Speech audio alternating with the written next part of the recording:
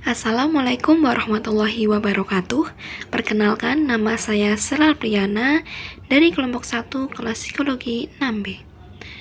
Pada kali ini saya akan menjelaskan mengenai gambaran psikologi komunitas, perilaku manusia dalam psikologi komunitas, dan komunitas masyarakat santri.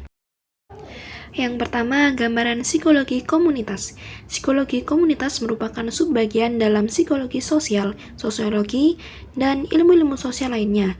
Tetapi dalam hal ini, psikologi komunitas akan diuraikan sebagai suatu kegiatan yang berkaitan dengan memberi bantuan kepada orang lain dalam hal gangguan emosional, penyesuaian diri, dan masalah-masalah psikologis lainnya.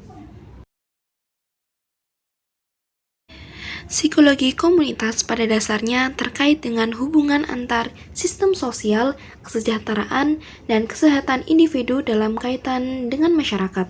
Psikologi komunitas didefinisikan sebagai suatu pendekatan kepada kesehatan mental yang menekankan pada peran daya lingkungan dalam menciptakan masalah atau mengurangi masalah. Psikologi komunitas berfokus pada arah permasalahan kesehatan mental dan sosial yang dikembangkan melalui intervensi juga riset dengan setting mencakup masyarakat dan komunitas pribadi. Selanjutnya adalah ciri psikologi komunitas. Pada dasarnya, psikologi komunitas orientasi kerjanya hampir sama dengan psikologi klinis dan kesehatan mental masyarakat dengan tujuan untuk mengenalkan kesejahteraan manusia. Psikologi komunitas lebih memusatkan perhatian pada kesehatan, bukan kepada penyakit atau gangguan, dan kepada peningkatan kemampuan individu dan komunitasnya. Hal inilah yang mungkin menjadi simbol dari psikologi komunitas dan yang menjadi pembeda dengan psikologi klinis dan kesehatan mental yang lebih berfokus kepada perubahan individu. Psikologi komunitas lebih berorientasi kepada tindakan preventif atau pencegahan. Oleh karena itu, psikologi komunitas berusaha untuk mencegah permasalahan terjadi ke depan, dibandingkan menunggu permasalahan tersebut muncul dan menjadi lebih serius. Psikologi komunitas lebih melihat kepada adanya indikasi dari suatu keadaan sehingga bisa melakukan tindakan preventif dan memiliki prediktor apa yang akan terjadi ke depan dengan kondisi yang ada sekarang. Psikologi komunitas seperti halnya juga psikologi sosial di dalam pengambilan suatu sistem atau kelompok melalui pendekatan kepada tingkah laku manusia. Akan tetapi, psikologi komunitas lebih terkait kepada suatu pengetahuan psikologis untuk memecahkan permasalahan sosial, sedangkan psikologi sosial lebih berorientasi kepada fenomena-fenomena interaksi individu dengan sosialnya. Psikologi komunitas juga banyak menggunakan orientasi-orientasi psikologi industri dan organisasi, tetapi diterapkan kepada organisasi masyarakat, bagaimana individu mengikuti sistem sosial yang ada dan mendukung jaringan sosial tersebut. Selanjutnya adalah tujuan dari psikologi komunitas.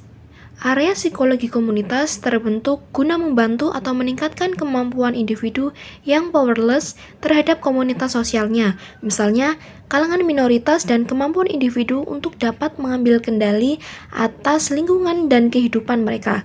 Hal ini sangat diperlukan karena pada gilirannya akan membantu perkembangan individu dalam mengembangkan psychological sense of community.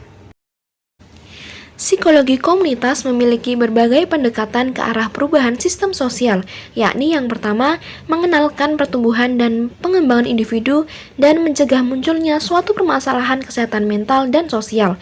Yang kedua, membuat suatu format intervensi yang sesuai dan cepat pada saat mana intervensi tersebut sangat diperlukan.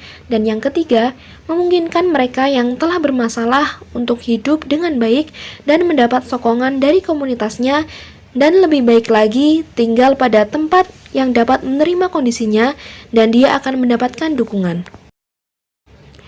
Selanjutnya adalah model dan proses psikologi komunitas. Dalam menganalisis kedudukan individu dalam komunitasnya, psikologi komunitas menggunakan dua titik tolak. Yang pertama, individu sebagai agen atau tokoh atau pelaku di dalam kehidupan komunitasnya. Dalam hal ini, komunitas berfungsi sebagai arena atau tempat munculnya tingkah laku dan tempat individu berinteraksi dan merupakan lingkungan yang dapat mendukung dan menghambat individu. Yang kedua, individu dipandang sebagai objek dari kehidupan komunitasnya. Di sini, fungsi komunitas sebagai sarana atau media untuk terjadinya perubahan-perubahan kualitas dari individu. Proses psikologi komunitas merupakan konteks atau ruang lingkup untuk menerapkan model-model psikologi komunitas. Dalam masalah-masalah komunitas, psikologi komunitas menerapkan model yang pertama, model kesehatan mental atau the mental health model. Model ini beranggapan bahwa mencegah terjadinya gangguan mental akan lebih efektif daripada mengobati. Dan yang kedua adalah model organisasi.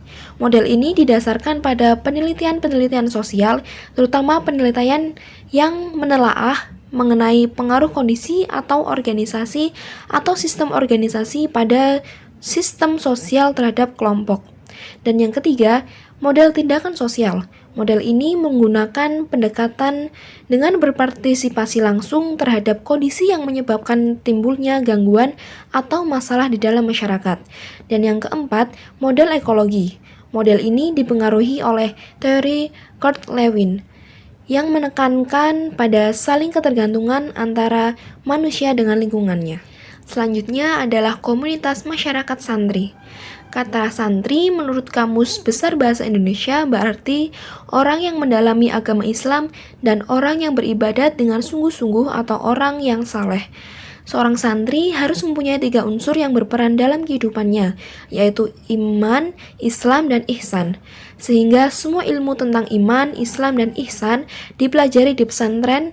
Menjadi seorang santri yang dapat beriman kepada Allah secara bersungguh-sungguh, berpegang teguh kepada aturan Islam, serta dapat berbuat ihsan terhadap sesama. Menurut Nurcholis Majid, kata santri dapat dilihat dari 2 pendapat. Pertama, santri berasal dari perkataan sastri, bahasa Sanskerta yang artinya melek huruf. Di sisi lain, Zamsyari Dhofir berpendapat bahwa kata santri dalam bahasa India secara umum dapat diartikan buku-buku suci, buku-buku agama, atau buku-buku tentang ilmu pengetahuan. Kedua, yang mengatakan santri berasal dari bahasa Jawa yaitu cantrik, berarti seseorang yang selalu mengikuti guru kemana guru itu pergi menetap. Baik, sekian presentasi dari saya, kurang lebihnya mohon dimaafkan. Wassalamualaikum warahmatullahi wabarakatuh.